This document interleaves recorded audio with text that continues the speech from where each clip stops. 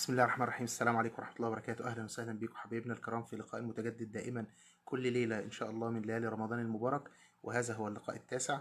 نحمد الله عز وجل أن بلغنا هذه الليلة، ونتمنى من الله سبحانه وتعالى أن يكون قد أعتق رقابنا جميعا من النار. اللهم أعتق رقابنا جميعا من النار يا رب العالمين.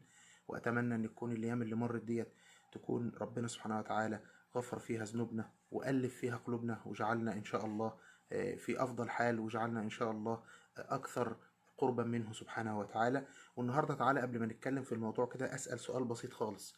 هو أنت حضرتك لو فجأة قلت لك والدك الله يرحمه كان وصى وصية، والوصية ديت قال فيها مثلا إن أنا آه، أدي لك مثلا حاجة معينة من التركة بتاعته، أو اديت لك حاجة معينة من التركة، وجيت حضرتك اكتشفت ان اللي انا قلته لك دوت مش صحيح، اللي انا قلته لحضرتك دوت والدك ما قالوش، هيبقى حالك ايه؟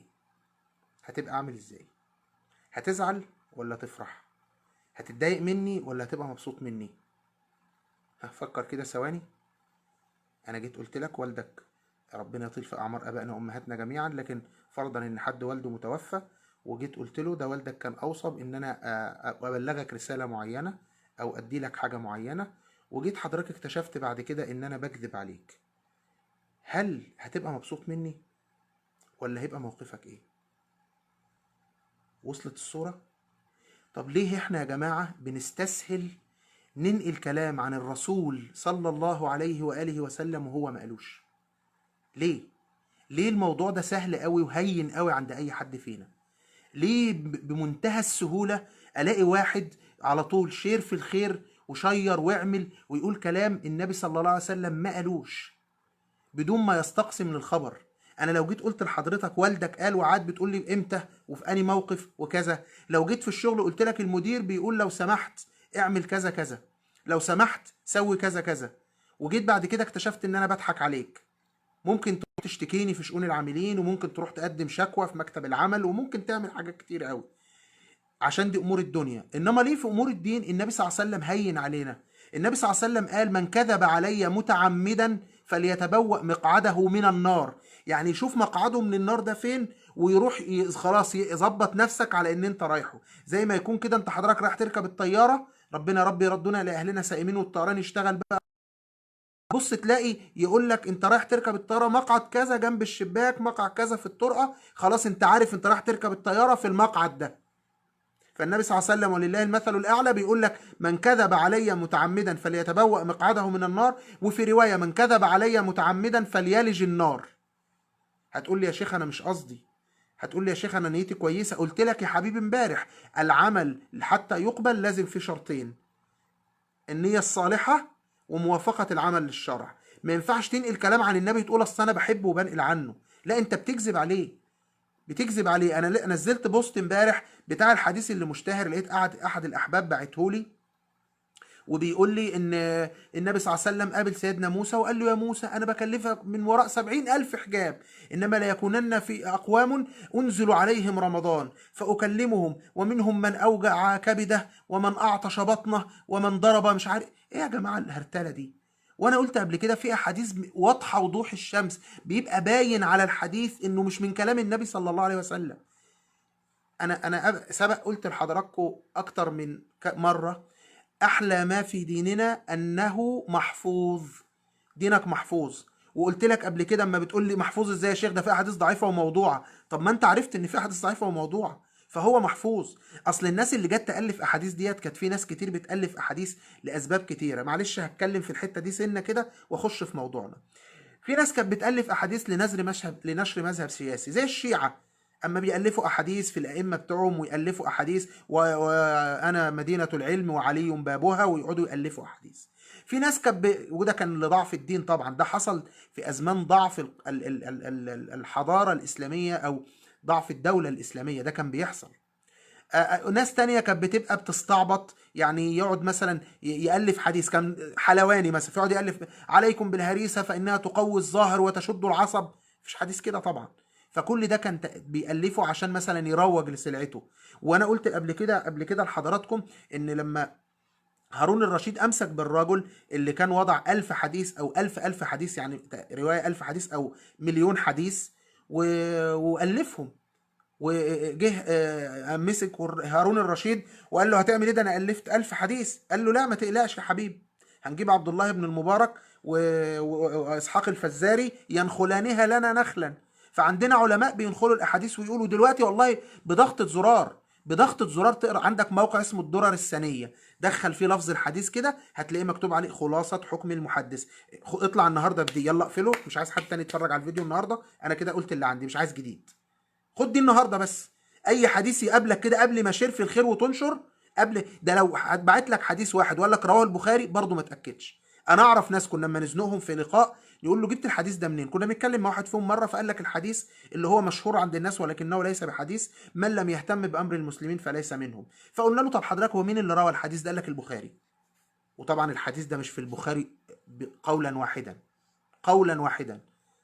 فيعني حضرتك اي حاجه بعت لك ورواه كذا مش مهم، خش انت على البخاري واسال. خش انت، قلت لك في موقع الدرر الثانيه، في موقع المكتبه الشامله، في موقع الالوكه، في موقع ملتقى اهل الحديث. كل دي مواقع هي، تخش واسال يا سيدي، ابعت لي وانا هبحث لك عنه واقول لك الحديث ده ايه. لكن نشر الاحاديث الموضوعه ونشر الاحاديث المكذوبه عن النبي صلى الله عليه وسلم، وفي احاديث انا بقول لكم بينشرها اعداء للدين عشان ترسخ لحاجات في خطأ. يعني الحديث اللي انا لسه قايله بتاع موسى ده ويا موسى وكذا وكذا، الحديث ده ربنا سبحانه وتعالى بيقول لسيدنا موسى ان احنا هنبقى اللي هم الرمادين اقرب ليه من الانبياء. هو هل يعقل ان الفرد العادي يبقى اقرب لله عز وجل من النبي؟ فحتى الاحاديث الفاظها مش نافعه، لكن الناس بتنشر وانشر وشير في الخير. يا جماعه ده خطر عظيم، هذا خطر عظيم. لا تنشر الا ما كنت تثق انه من روايه النبي صلى الله عليه وسلم. وانا ضربت مثل في الاول، لو حاجه خاصه بالدنيا، لو حاجه خاصه بمديرك، لو حاجه وصيه من الوالد هنتحرى، انما في الدين للاسف لا. مع ان قلت قبل كده دينك دينك لحمك دمك وان قتلت وان حرقت. دينك اهم حاجه. انت ربنا قال وما خلقت الجن والانس الا ليعبدون. انت مخلوق عشان تعبد، عشان دينك، مش مخلوق عشان تاكل وتشرب وتنام وتستمتع بحياتك. لا، ربنا خلقك لعبادته فتعبده كما يشاء بالصوره الصحيحه. النهارده بقى هنخش في موضوعنا، معلش انا طولت شويه، بس كان هدفي ان انا اعرف حضرتك ان بالله عليك بطل نشر الاحاديث الضعيفه والموضوعه، بطل نشر.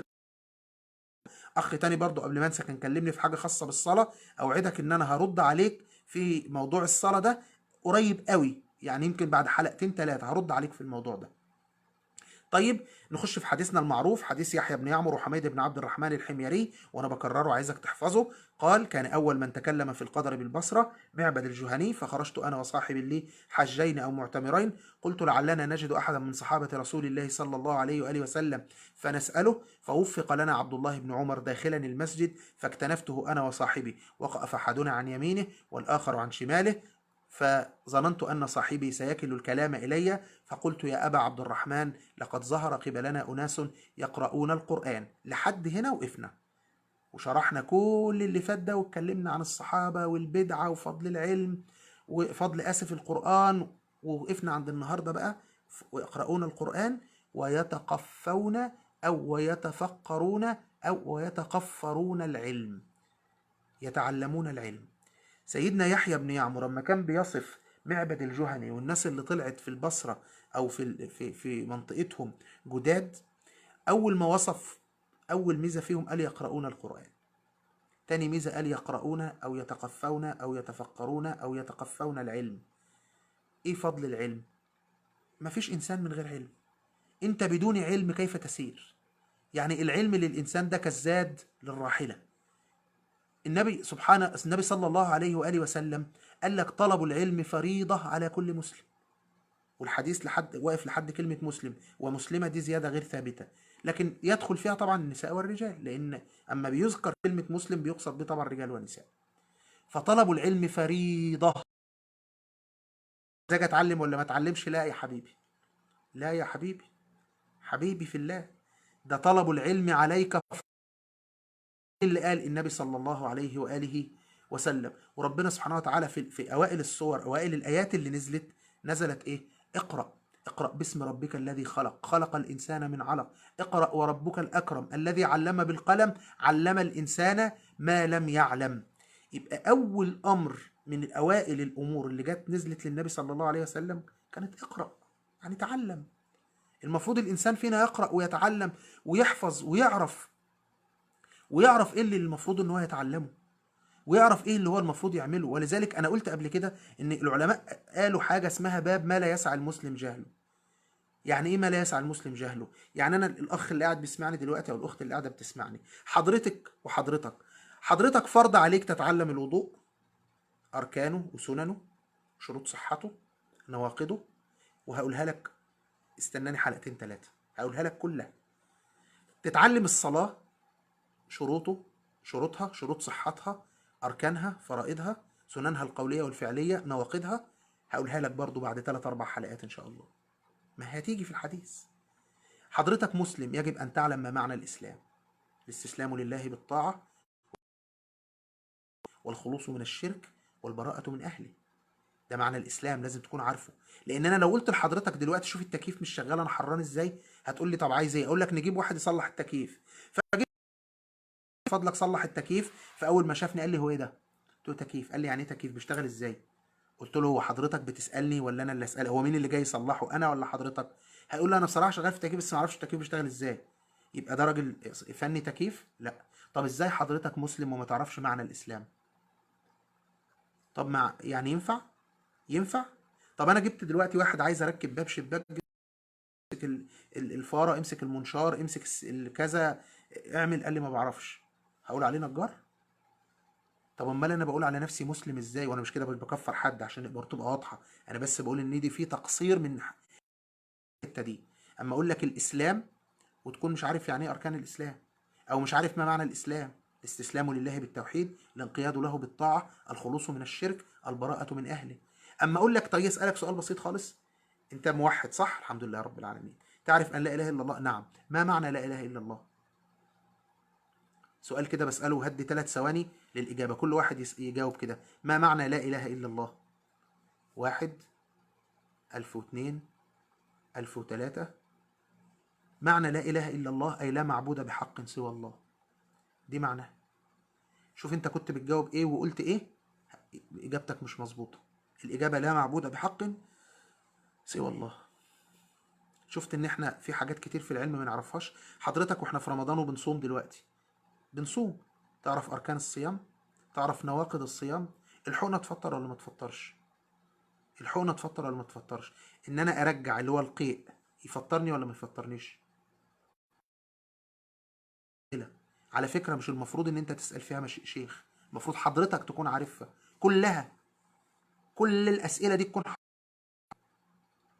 هرجعها مع حضرتك قدام، اوعدك ان انا هرجعها معاك فيما تبقى من رمضان. احنا قلنا مش هنسيب حاجه ان شاء الله لما نتكلم فيها اجمالا طبعا وليس تفصيلا، لكن ده اللي انا بقوله لحضرتك. العلم لما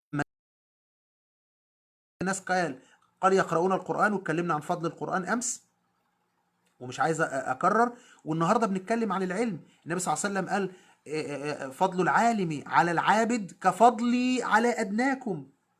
انت متخيل حضرتك، ان فضل، فرق العالم على العابد؟ ده مش العالم على الامي، او العالم على اللي ما بيعبدش ربنا، او على العاصي، لا ده على العابد. فضل العالم على العابد كفضلي على ادناكم. لا اله الا الله، لا اله الا الله. العالم فضله كبير كده. العلماء هم ورثة الانبياء. طب ما تيجي نسمع كده مره قيس بن كثير بيحكي، والحديث في صحيح في الترمذي وصححه العلامه الالباني. بيقول لك قدم رجل من المدينه على ابي الدرداء، وابي الدرداء كان راح دمشق. فابو الدرداء اول ما شافه قال له ما اقدمك يا اخي، انت جيت ليه؟ مشوار طويل، زمان بقى مش بسفر وطياره وزي ما احنا دلوقتي مش عارفين نسافر نروح ونيجي لايصين، لا ده كان بقى خيل بقى وبغال وحمير لتركبوها وزينه ويخلق ما لا تعلمون. فقال له انت جاي ليه خير؟ قال له بلغني حديث عن رسول الله صلى الله عليه وآله وسلم أنك تحدثه. في حديث قالوا ان انت اللي بترويه، فانا جاي لك عشان الحديث ده. راجل جه قطع المشوار ده كله من المدينة لدمشق عشان يسأل على حديث. شفت فضل العلم، شفت أهمية العلم. وانا دلوقتي بقول لحضرتك لما يجي واحد يحكي لك حديث ضعيف او موضوع، ما تنشرش الا لما تخش على النت في ثانيه، مش عارف ابعت لي وابعت لي كده على الصفحه، وانا هخش اقول لك زي ما في ناس كتير بفضل الله بتعمل كده فعلا. في اخوه كانوا بيعملوا فبقيت اقول لهم فبقوا يبعتوا لي، بقيت ارد عليهم، مش عشان انا علامه الفهامه، لا، على المواقع اللي قلت لحضرتك عليها. فقال له انت جاي عشان سمعت حديث انا برويه فجاي عشان تتاكد؟ ما هو ما كانش في محمول وما اتصلش عليه وما ادالوش مسد كول او كلمني ايمو او واتس او ماسنجر او كده، لا، لازم يروح له وش، مفيش فاكس ولا تيليكس ولا تليفون ولا حاجه خالص. فقال له ابو الدرداء اما جئت لحاجه؟ يعني انت مش جاي لحاجه، يعني مفيش حاجه جايك غير الحديث ده؟ قال نعم. ما جئت الا لذلك. قال اما جئت لتجاره؟ مش جاي عشان تتاجر تاخد حاجه من دمشق؟ قال لا، ما جيتش برضه للتجاره. قالوا لما جئت؟ قال قلت لك جئت طلبا لهذا الحديث. قال له طب ايه هو الحديث؟ سيدنا ابو الدرداء يقول لنا بقى الحديث. قال ابو الدرداء، قال سيدنا ابو الدرداء: سمعت رسول الله صلى الله عليه وسلم يقول: من سلك طريقا يبتغي فيه علما سهل الله له به طريقا الى الجنه. الله، العلم يا جماعه والله، يعني انا مش عايز اقول لك، العلم ده ليه جمال وليه رونق وليه حاجه كده لن تتخيلها. العلم ده حاجه كده يعني روحانيات جميله ما تتفوتش. احلى فتره في حياه الواحد اما بيفتح الكتب كده ويفرد الكتب على الارض ويقعد يقرا وينقل المساله دي ويخش ويقول له رواه الفلاني ويخش يعمل ويسوي ويجيب. متعه. طالبان او منهومان لا يشبعان: طالب علم وطالب مال. طالب العلم ده ما بيشبعش ابدا، ما بيشبعش. وعشان كده النبي صلى الله عليه وسلم في الحديث اللي رواه الترمذي عن ابي هريره وحسنه العلامه الالباني قال: الدنيا ملعونه. من ده اللي قال؟ النبي صلى الله عليه وسلم. الدنيا ملعونه، ملعون ما فيها، يلا يا عم، ملعون ما فيها الا ذكر الله وما والاه وعالم ومتعلم. عرفت ان الدنيا دي ملهاش قيمه غير بالعلم الشرعي، ولا بأس ابدا بالعلم الدنيوي اللي هيفيدك في دينك ويفيدك في شرعك. ما لولا الكهرباء ما كناش اكتشفنا ولا قعدنا نذاكر في النور، ولولا التليفونات والموبايلات واللابتوبات والانترنت والكلام ده ما كانش العلم انتشر. انا قاعد هنا في السعوديه اكلم حضرتك في البلد عندنا في المنشيه، وبكلم واحد في اسوان، وبكلم واحد في السلوم، وبكلم واحد في اقصى الارض، وواحد في ادنى الارض، بسبب العلوم الدنيويه. ما حدش قال انها وحشه طالما تخدم المسلم في حياته. فقال له: من سلك طريقا يبتغي فيه علما سلك الله او سلك الله له به او سهل الله له به طريقا الى الجنه. بس لا، وان الملائكه لا تضع اجنحتها لطالب العلم رضا بما يصنع. الملائكه المخلوقات النورانيه اللي لا تاكل ولا تشرب ولا تنام تضع اجنحتها لطالب العلم، يعني كنايه عن الاحترام وكنايه عن التوقير وكناية عن السكينة لطالب العلم. وإن العالم لا يستغفر له من في السماوات ومن في الأرض. يا نهار أبيض! يبقى عرفت إن أنا أما أضيع العلم أو ما تعلمش العلم بضيع مني إيه؟ حتى الحيتان في الماء، حتى الحيتان في الماء والأسماك في البحر بتستغفر لمعلم الناس الخير. وفضل العالم على العابد كفضل القمر على سائر الكواكب. يعني في مرة يقول لك فضل العالم على العابد كفضلي على أدناكم، ومرة يقول لك فضل العالم على العابد كالقمر على سائر الكواكب. ايه تاني؟ لسه خد لسه، استنى، انت رايح فين؟ تعالى انا عايزك. النبي صلى الله عليه وسلم بيقول لك ايه كمان؟ وإن العلماء هم ورثة الأنبياء. انت عايز تبقى وريث؟ سلم تعال. وإن الأنبياء لم يورثوا دينارا ولا درهما، وإنما ورثوا العلم، فمن أخذه أخذ بحظ وافر. يبقى عايز تكتسب من هذه الدنيا أشياء كثيرة جدا، خذ العلم، خذ العلم، فمن أخذه أخذ بحظ وافر. وربنا قال لك: فاسألوا أهل الذكر إن كنتم لا تعلمون. يعني اللي هم أهل العلم، يعني اللي عندهم علم، هم دول اللي يسألوا، هم دول اللي انت المفروض تدور عنهم. تعال نشوف كده بعض التابعين كانوا بيقولوا ايه عن العلم وفضل العلم. سفيان بن عيينة سئل عن فضل العلم فقال: ألم تسمع قول الله عز وجل: فاعلم أنه لا إله إلا الله واستغفر لذنبك؟ فأمر بالعمل بعد العلم، فأمر بالعمل بعد العلم. يعني قصده ان ربنا سبحانه وتعالى قال لك فاعلم، ده امر من الله عز وجل انك تعلم الاول. يعني لما تيجي تقول لي يا شيخ يعني ايه لا اله الا الله، انت بتتنطط علينا بمعلومتين عارفها، بقول لك لا، ده ربنا اللي قال فاعلم انه لا اله الا الله. وبعدين واستغفر لذنبك، واستغفر لذنبك، يبقى بعد ما تعرف ان لا اله الا الله تستغفر كمان ايه لذنبك. ربنا سبحانه وتعالى هل هو يخشى احدا؟ حاشاه سبحانه. طب مين اللي يخشى قوي؟ العلماء. لذلك قال الله عز وجل انما يخشى الله من عباده العلماء. ليه؟ لانهم اعرف الناس به، اعرف الناس به. ان الذين اوتوا العلم،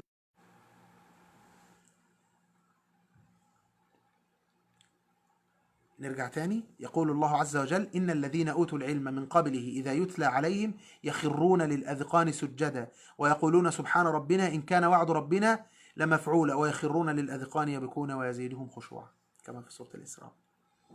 لأن هم عارفين قدر الله عز وجل، عارفين أما يقرأوا القرآن وينزل عليهم عارفين قدر هذا القرآن.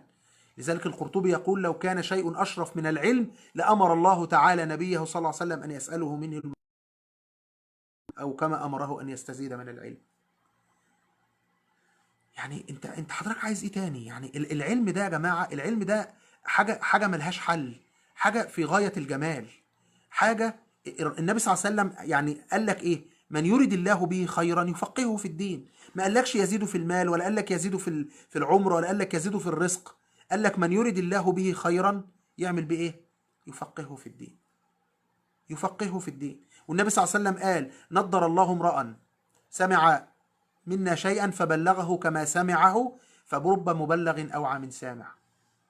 يعني أما تيجي تبلغ القرآن يبقى ربنا سبحانه وتعالى، يعني النبي صلى الله عليه وسلم بيقول نضر الله، يعني دعوة من النبي صلى الله عليه وآله وسلم.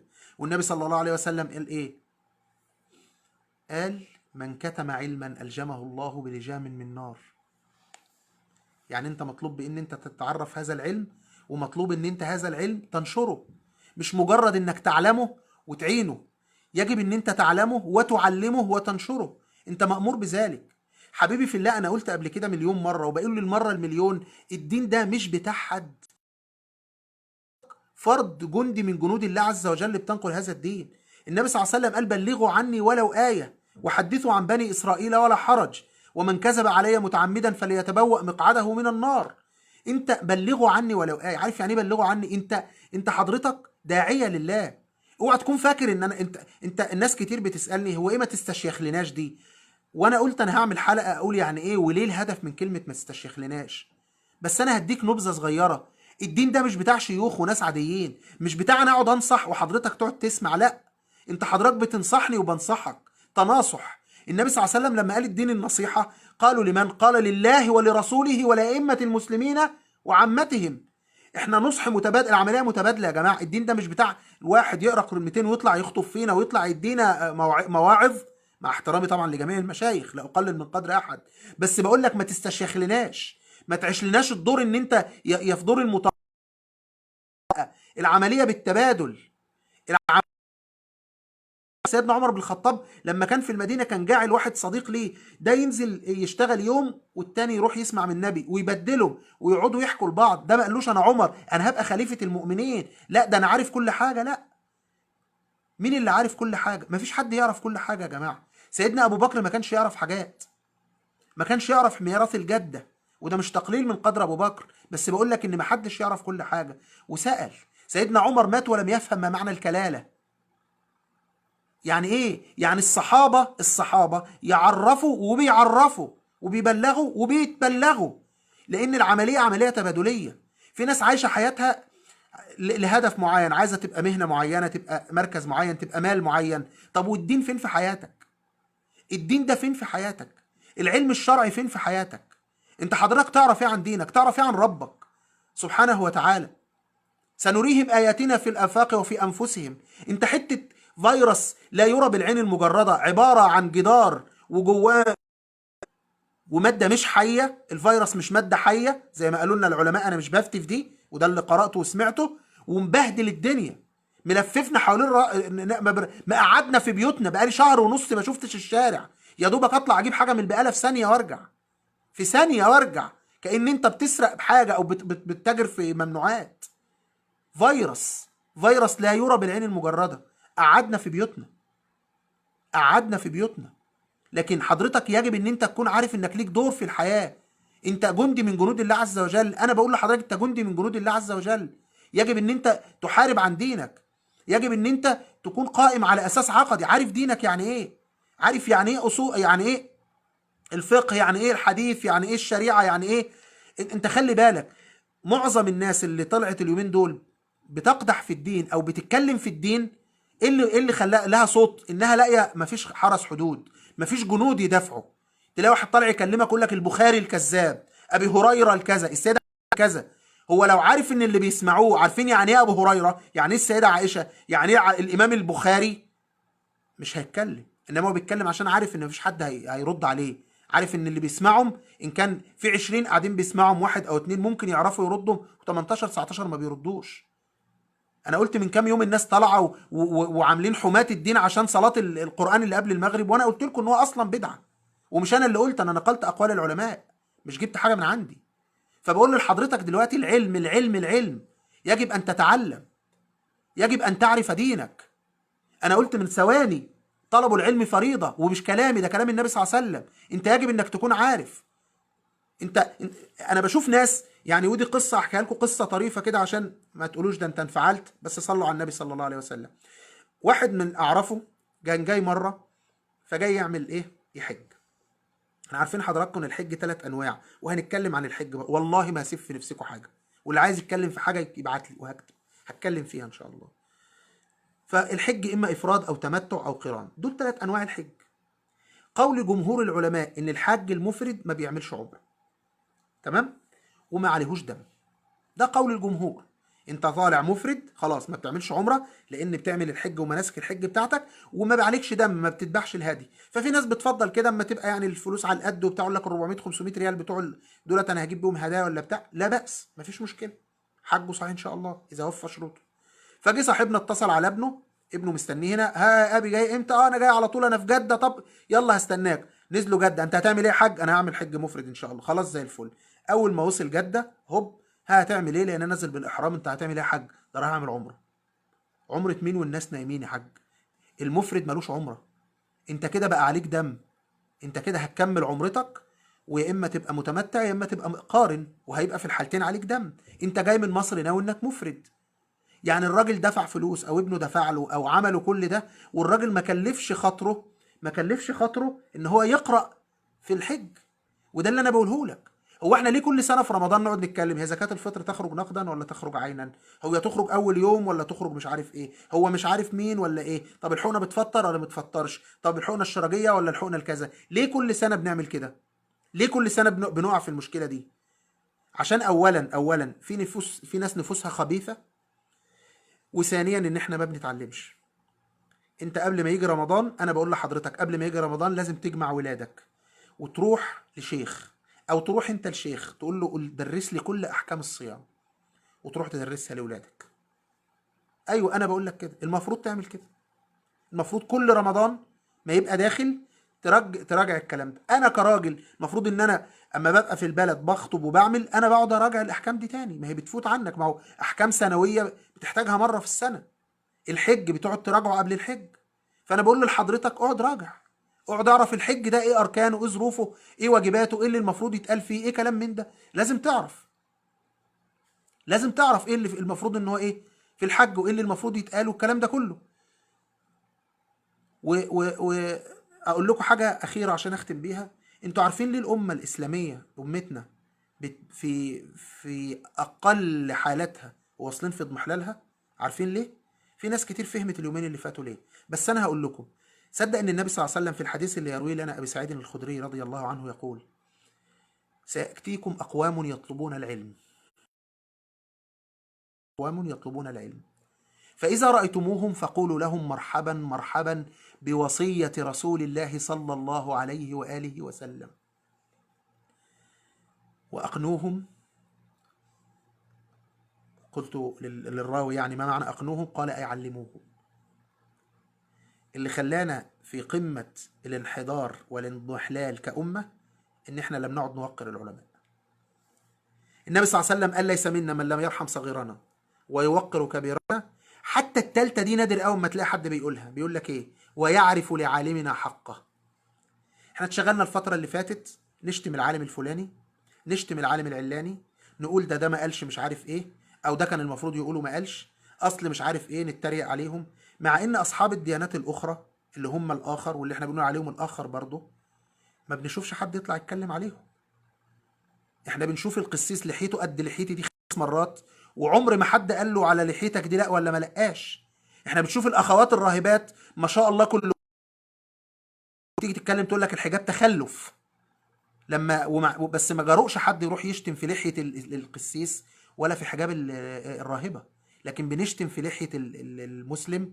وما يجي يعملوا مسلسل دلوقتي لازم يطلع المجرم إرهابي، بغض النظر هو ده مين قصته ايه، انا لا يعني، قابل ربه ربنا اللي هيحاسبه، ما عنديش فيه. واللي عمل حاجة لنا ولا انت اللي هنحاسبه، على فكرة لنا ولا انت اللي هنحاسبه، اللي هيحاسبه ربنا سبحانه وتعالى، وربنا هو اللي مطلع ومش هيضحك عليه. ما عندوش أداة إعلامية كذابة تقعد تألف، ولا عنده أداة إعلامية تقعد تدافع، ولا عنده أداة إعلامية تقعد توجه رأي عام. ربنا اللي هيحاسب، وربنا أي دم حرام أهدر ربنا اللي هيحاسب عليه. أي واحد قتل أي حد ربنا هيحاسبه، كل واحد ربنا هيحاسبه. واحنا ديننا ليس دين قتل وليس دين سفك دماء ولا اعتداء على مسلمين ولا اعتداء على صائمين، وننكر ونقول ان كل ده لا نقبله.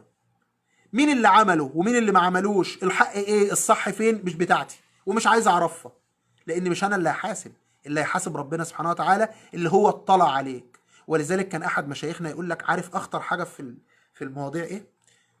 اخطر حاجه ان اللي هيحاسبك هو بنفسه سبحانه وتعالى اطلع عليك وشافك، فمش هتعرف تكذب عليه، ومش هتعرف تزيف الحقيقة، ومش هتعرف تدعي، ومش هتعرف انك تحور وتدور الكلام. لا، ده انت تيجي تكذب تنطق لسانك، تنطق رجليك، تنطق جوارحك، يقول يا رب هو بيكذب بس هو كانش بيعمل كده، ده هو كان بيعمل عشان كده، والله اعلم. يعني ربنا سبحانه وتعالى عالم مش محتاج، لكن خلاص فربنا اللي هيحاسبك. فبقول لحضرتك احنا سبب اضمحلال الامه ان العلماء ما عادش ليهم قيمه. انت بتتريق على اي شيخ وبتتريق على اي حد، وبيطلع واحد يشتم في البخاري ويطلع واحد يشتم في ابو هريره، ولا حد بيقول انت بتعمل ايه. لكن اللي بيشتم في البخاري وابو هريره ما يقدرش يشتم في مدير الوحده المحليه اللي هو ساكن فيها، ما يقدرش يشتم في اللي هو اتحاد ملاك العماره، مدير اتحاد ملاك العماره اللي هو ساكن فيها. انما سهل يشتم في الصحابه، وسهل يشتم في التابعين، وسهل ان سيد العالم ابن سيرين قال حفظني الله وإياك أن لحوم العلماء مسمومة، وعادة الله في هتك ستر منتقديهم معلومة، فمن تناولهم بالثلب ابتلاه الله بمرض القلب. خلي بالك، لحوم العلماء مسمومة. اللي بيشتم في العلماء ده مش هيعدي، اللي بيشتم في العلماء ده مش سهل، ده ربنا سبحانه وتعالى هيخزيه وهيفضحه وهيحصل. ولذلك النبي صلى الله عليه وسلم قال لك لا حسد إلا في 2: رجل آتاه الله مالا فسلطه على هلكته في الحق، ورجل آتاه الله الحكمة فهو يعلمها. مش هنا الحسد مقصود بيه الحسد اللي هو كده، لا، مقصود بيه الغبطة. يعني دول اللي تحسدهم أو دول اللي تغبطوهم على كده إن هو عنده حكمة وعلم وبيعلمها للناس. بقول لحضرتك المرة الألف، العلم العلم العلم. النبي صلى الله عليه وسلم قال فضل العلم خير من فضل العبادة، وخير دينكم الورع، حديث حذيفة بن اليمان. فضل العلم خير من فضل العبادة. ولذلك بقول لحضرتك انت لازم تكون في دماغك انك تتعلم دينك، ومش بمزاجك، ومش ديت رفاهية منك، لا. ماذا تعرف عن دينك؟ اسأل نفسك كده، انت بتصلي؟ عارف ايه اركان الصلاة؟ عارف شروط صحة الصلاة؟ عارف الوضوء؟ عارف اركانه؟ عارف نواقض الوضوء؟ عارف امتى وضوءك ينتقد وامتى ما ينتقدش؟ تسجد له امتى؟ والسهو ده يجبر الركن ولا يجبر الواجب ولا يجبر السنة؟ وامتى يجبر وامتى ما يجبرش؟ ولو نسيت ركن هل يجبره سجود السهو ولا لا يجبره؟ طب لو نسيت واجب هل يجبره ولا لا يجبره؟ طب هسجد للسهو قبل التسليم ولا بعد التسليم؟ ما بتكلمش في لوغاريتمات، اقسم بالله ما بتكلمش في حاجات في كيفية تفاعل النيوترون مع البروتون للتوحد في نسيج الذرة عشان يعطيني ايونات سالبة موجبة، ما بتكلمش في كيمياء. احنا بنتكلم في دينك اللي لازم تعرفه، اللي هرجع للحديث الأولاني، طلب العلم فريضة على كل مسلم. صرخة أو صرخة، استجداء، طلب، دعوة، سميه زي ما تسميه. تعلم دينك حبيبي في الله. النهاردة أنا طالع أقول لك تعلم دينك. سيدنا يحيى بن يعمر أول ما جه يشكر أو يوصف الناس قال يقرؤون القرآن ويتقفون العلم. فأول حاجة يمتازوا بيها إن هم كانوا بيقرأوا القرآن. تاني حاجة إن هم كانوا بإيه؟ كانوا بيقرأوا العلم أو بيتعلموا العلم. واعرف هتموت، ولما تموت عملك هينقطع إلا من ثلاث: صدقة جارية، أو علم ينتفع به، أو ولد صالح يدعو له. عايز تسيب علم ينتفع به؟ علم نفسك، علم أولادك، علم اللي حواليك. محتاجين نتعلم، محتاجين نلم ولادنا حوالينا. تعالى يا ابني أعلمك إزاي تصلي، تعالى يا ابني أعلمك إزاي تتوضأ. سيدنا مالك بن الحويرث كما في الصحيحين واللفظ للبخاري لما قال كنا شبابة متقاربين نحوا من 20 فأتينا رسول الله صلى الله عليه وسلم فمكثنا عنده، فلما رأى أننا قد أردنا أن نرجع إلى أهلنا قال فإذا أقيمت الصلاة فليؤذن أحدكم وليؤمكم أقرأكم وصلوا كما رأيتموني أصلي. مطلوب منك تتعلم العلم، تتعلم الدين، تعمله زي ما كان النبي صلى الله عليه وسلم بيعمله. صرخة تاني، صرخة تالت، صرخة رابع: أرجوك تعلم العلم الشرعي من المصادر الشرعية الصريحة معاك. وضوء، صلاة، صيام، زكاة، حج، عمرة. إن شاء الله مش هيعدي رمضان غير وحضرتك عندك خلفية وأساسية عن كل الحاجات ديت. كفاية علينا أوي كده النهاردة. سلام الله عليكم ورحمته وبركاته، وأشوفكم على ألف ألف خير. سلام عليكم.